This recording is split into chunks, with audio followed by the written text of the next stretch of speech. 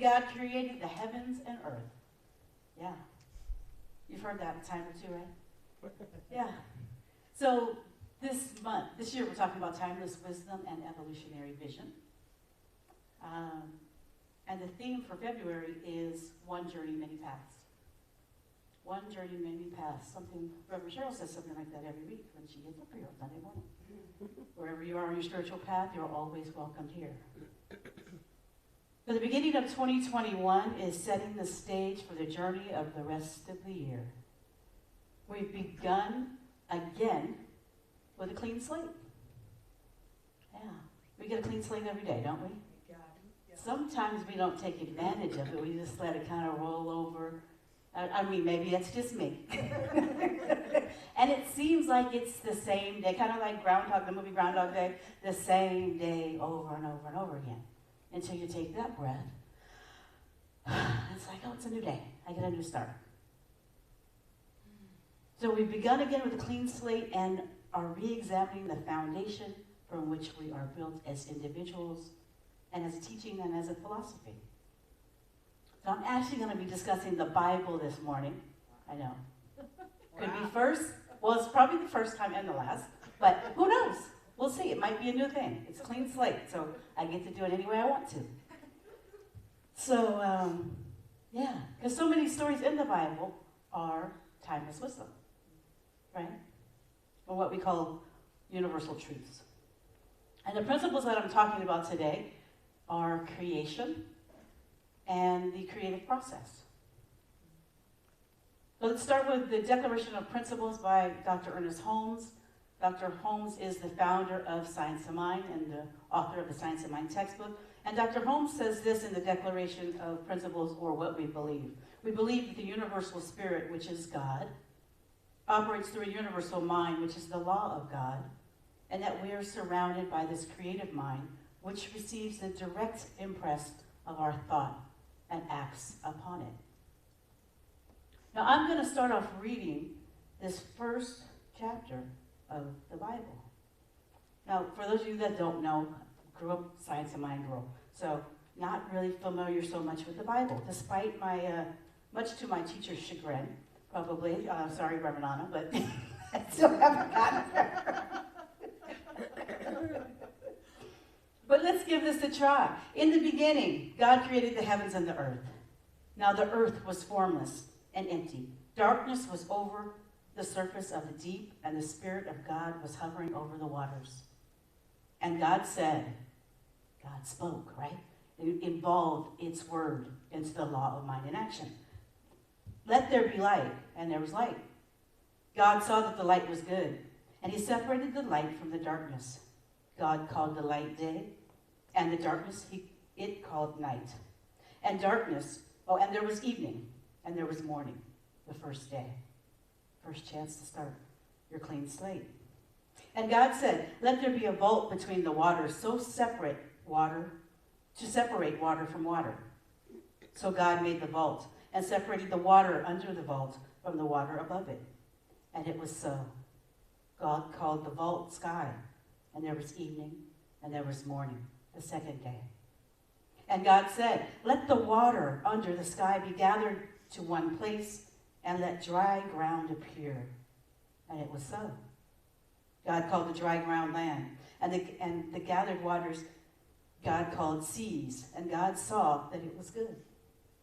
Then God said, let the land produce vegetation, seed-bearing plants, and trees on the land, and that bear fruit with seed in it, according to their various kinds. And it was so. The land produced vegetation, plants bearing seed according to the kinds, and trees bearing fruit with seed in it according to their kinds. And God saw that it was good. And there was evening, and there was morning, the third day. And God said, let there be lights in the vault of the sky to separate the day from the night, and let them serve as signs to mark sacred times and days and years. And let them be lights in the vault of the sky to give lights on the earth. And it was so. God made two great lights, the greater light to govern the day, and the lesser light to govern the night. God also made the stars, God set them in the vault of the sky to give light on the earth, to govern the day and the night, and to separate light from darkness. And God saw that it was good. And there was evening, and there was morning the fourth day. And God said, let the water teem with living creatures, and let birds fly above the earth across the vault of the sky. So God created the great creatures of the sea, and every living thing with which the water teems and that moves about in it according to their kinds, and every winged bird according to its kind. And God saw that it was good. God blessed them and said, be fruitful and increase in number and fill the water in the seas, and let the birds increase on the earth. And there was evening, and there was morning the fifth day. And God said, let the land produce living creatures according to their kinds, the livestock, the creatures that move along the ground, and the wild animals, each according to its kind. And it was so. God made their wild animals according to their kinds, the livestock according to their kinds, and all the creatures that move along the ground according to their kinds. And God saw that it was good. Then God said, let us make mankind in our image, in our likeness, so that they may rule over the fish in the sea, and the birds in the sky, over the livestock, and all the wild animals, and over all the creatures that move along the ground. So God created mankind, humankind, in its own image. And in the image of God, God created them, male and female. God created them. God blessed them and said to them, be fruitful and increase in number. Fill the earth and subdue it. Rule over the fish in the sea and the birds in the sky, and over every living creature that moves on the ground. Then God said, I give you every seed-bearing plant on the face of the whole earth, and every tree that has fruit with seed in it. It will be yours for food. And to all the beasts of the earth, and all the birds in the sky, and all the creatures that move along the ground, everything that has the breath of life in it, I give every plant, every green plant for food. And it was so. God saw all that God had made, and it was very good. And there was evening, and there was morning, the sixth day. Thus the heavens and the earth were completed in all their vast array. And by the seventh day, God had finished the work God had been doing. So on the seventh day, God rested from all the work. Then God blessed the seventh day and made it holy, because on it God rested from all the work of creating that which God had done. And so on the seventh day, God created football. And so the first Sunday in February is Super Bowl Sunday. Hype! You're making me laugh. Yeah! Nice. Are you playing? I'm playing, yes. Super Bowl Sunday is today. You know, and this talk came about a couple years ago. You'll remember me standing up here with a football, telling you all kind of silly stuff about Super Bowl. And Lauren was amazed I knew anything about football, so I know a little bit about football. But really it started way back when I was in classes with Lauren and Cheryl and Dan. And, you know, I was, first year, second year of classes, and it was a big Super Bowl game. I mean, not that they all aren't big, but it was one that everybody seemed to be very interested in. And I believe it was John Bigelow was speaking. And somebody said, well, who's going to win the Super Bowl? And his thought was, what he said was that whoever believes that they can will win, or something to that effect. Which to me was a big deal. And it was a big deal because I really began to realize that everything's connected. One doesn't work one way over here, and then another way over here, and another way over here. Or when we come in this building, things work a certain way. We're spiritual, and we're holy, and all of that. And then on the football field, it's something different. It's all the same thing. How you do one thing is how you do all things. So we have a fantastic, I think, Super Bowl. I think you could tell I'm a little biased by who I might want to win. And, you know, it's just, I think it's great because Tom Brady, who I think he is one of the greatest of all time, if not the greatest of all time. And he's won the Super Bowl 6 times. Amazing. So he definitely has a mental equivalent. I will call him the timeless wisdom piece of this, the Super Bowl. And if you've ever seen Patrick Mahomes play, it is like watching street football. You know, you don't see street football very much. It's kind of like street basketball where you see them play in the streets, but street football you don't see a lot. But the vision that he has to do some of the things he does is absolutely phenomenal. And it just makes it such a fun thing to watch him play. He looks like a baby, but he's 25, and Tom Brady's the oldest person to play in Super Bowl. Well, I don't know about the oldest person, but certainly the oldest quarterback to play in the Super Bowl this time at 43. So that's going to be fun. So will timeless wisdom win? And I might mention that Tom Brady also has a lot of vision. Otherwise, he cannot do what he does. Or will evolutionary vision, who I'm calling Patrick Mahomes, win? Who also has wisdom, because otherwise he wouldn't be able to do what he does either. But they both have the advantage point of doing both. Now, Tom Brady has won 6 times, and he's got his best buddy. He's got his, ride or die, kind of like Reverend Cheryl over there, to catch the ball. To everything that he throws, he can catch the ball. But also, Patrick Mahomes has in Hill, I believe his last name is, a superb, I don't know what he is. Wide receiver, I don't know. Caden, what is he?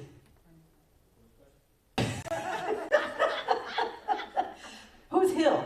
What position? This is receiver. Receiver, okay. Yeah. So, anyway. So anyway, I just remember that. I believe it was probably the New Orleans Saints playing the year after Hurricane Katrina, way back in the day that I'm speaking about. And so that realization of how everything's connected, how I can't get away from, I can compartmentalize myself and I can be this way when I walk in this building. But it doesn't really help the grand scheme of my life, right? It doesn't help the grand scheme of my life. So moving back to the theme,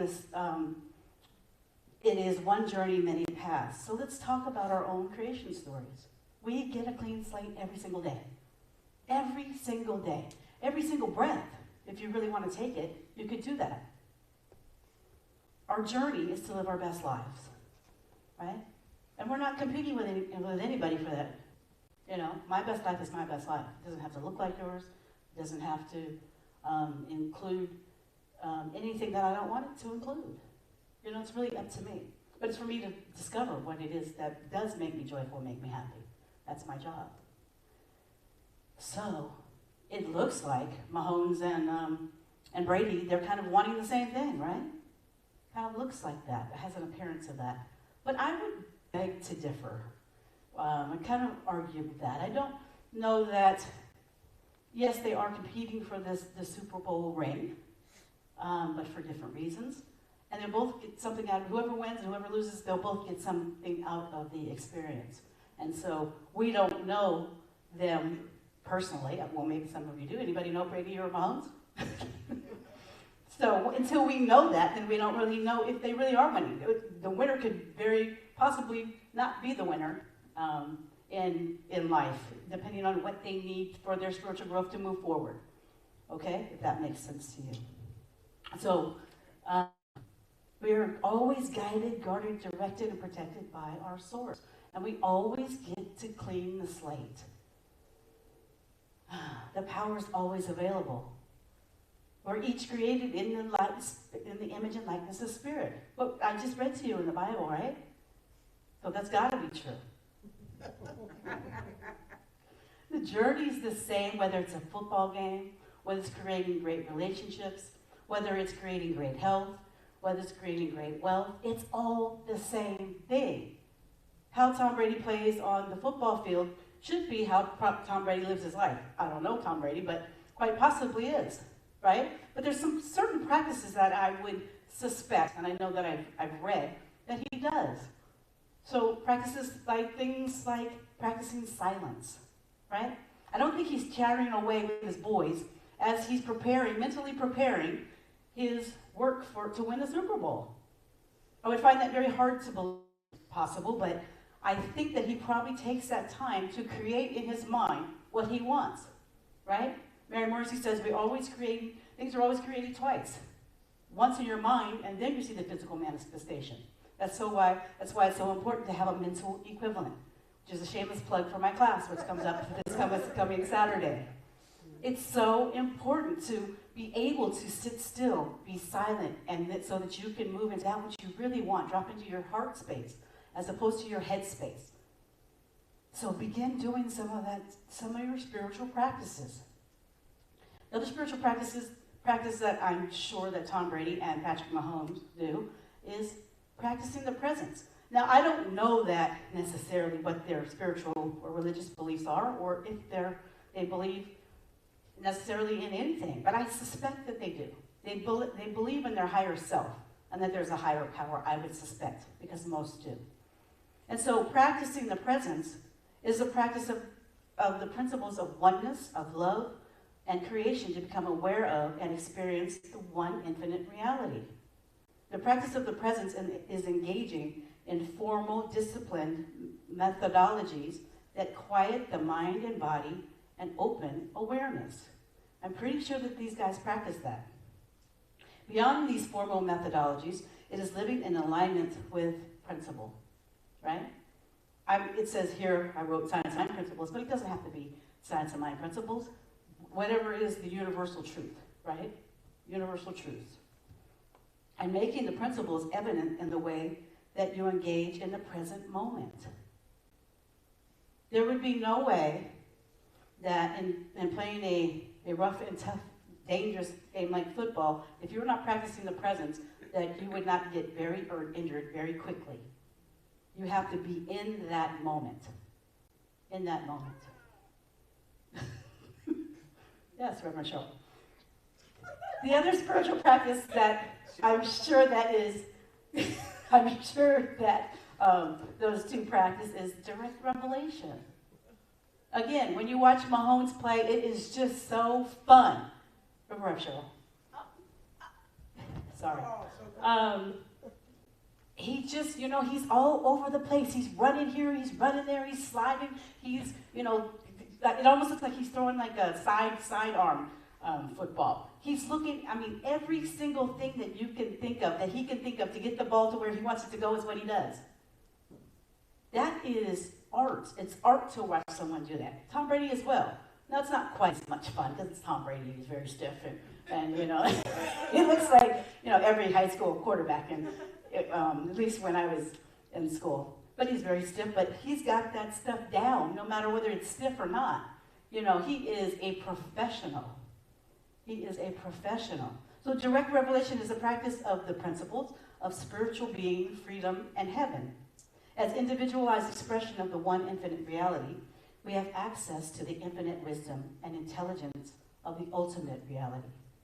It flows through us, as us, to the degree that we set our previous ideas aside and become aware and conscious of the impress of universal spirit.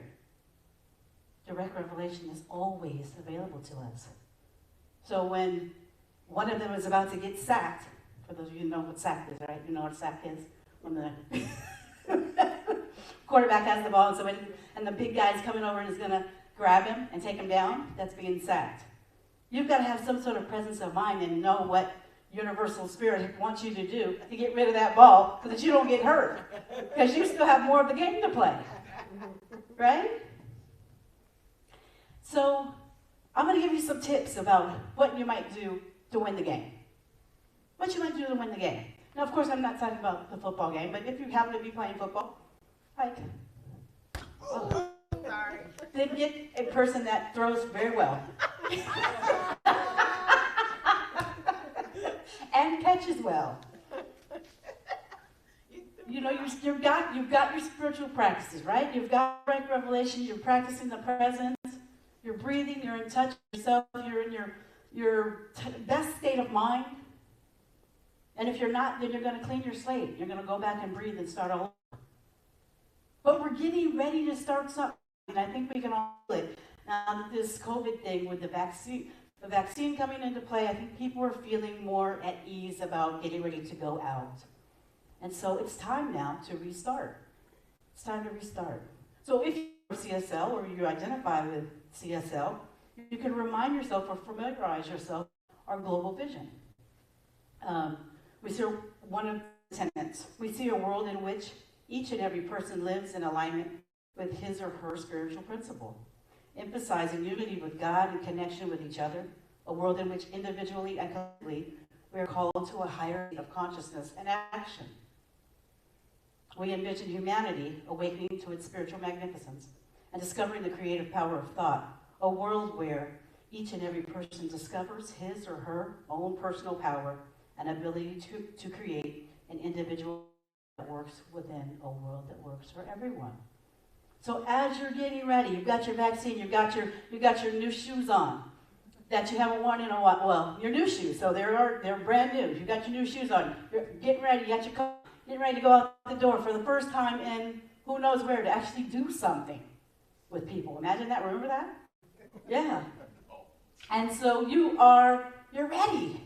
You've got your spiritual practices on. You're ready for the game, whatever that game is. So the goal in football is, it says here, the main objective of the sport is scoring maximum number of goals by moving forward with the ball into the opposite team's end line for a touchdown, or kicking the ball to the challenger's goal post, which is counted as a goal. The goal in life, keep moving forward, right? No matter what happens, you got to keep going forward. Even if you get sacked, you might want to pretend like you're hurt for a minute, because sometimes we do get a little bit hurt, but we get up and we keep moving forward, right? I would say the first thing when for a game is to pick a good team. Pick a good team. Some of us come into this world with maybe not the best teams, but I think we get to change that if we'd like to. We can add more people to our team, and we can model what a good team member looks like. But we always have that choice. Beginning of the game, heads or tails? Heads, right? In God we trust. Go with heads. Go with heads. Kickoff. If you have the ball, that means you're on offense. I don't want to pick on ladies because, I'm a lady and I know what that is. But if you have the ball, you're on offense. It's okay. I'm going to speak to the ladies right now. It's okay to run with the ball sometimes. But if you run with the ball every time, you're going to get exhausted. So it's good if you pass the ball, right? So if you find some team members that can throw and catch, then you have members of your team that can move the ball forward for you so you can do other things. If you have to kick the ball off, I'm not going to kick it in here. I don't want to hit anybody. Sometimes it's just time to release the ball, right? Sorry. Sometimes it's time to release it and surrender. It's okay.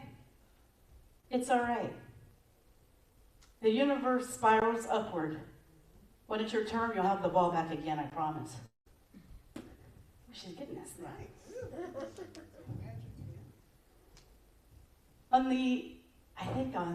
Something I read or something I heard, it says that defense wins football games. Defense, meaning when you don't have the ball. Maybe you don't have a job, maybe you don't have a spouse, maybe you aren't you're not in a good, healthy body right now. I would say that would be, you're on defense. In football games, it said that defense wins football games. If you're not prepared when you're in a bad relationship, when your health is not what it should be, when you've lost your job, when you have no money, you're going to you can really suffer at that point if you are not careful of how you handle your thoughts.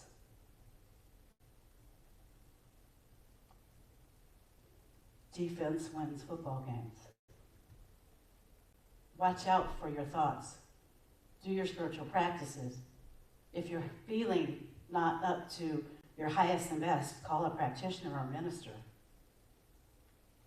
They get you back up when you're needing some charge.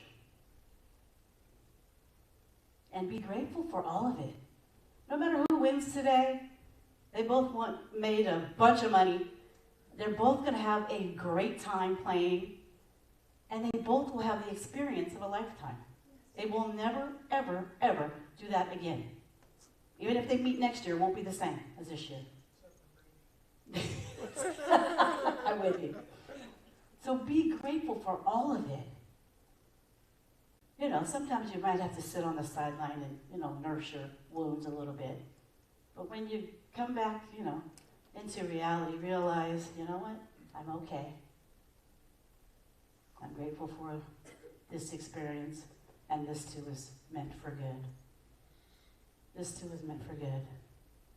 So I have an affirmation for us today. It's not go Kansas City, because we already know they're going to win. So repeat after me. I am open to cleaning my slate. I am open to cleaning my slate. And creating a life of my dreams. And creating a life of my dreams. And so it is. And so it is. Go Kansas City.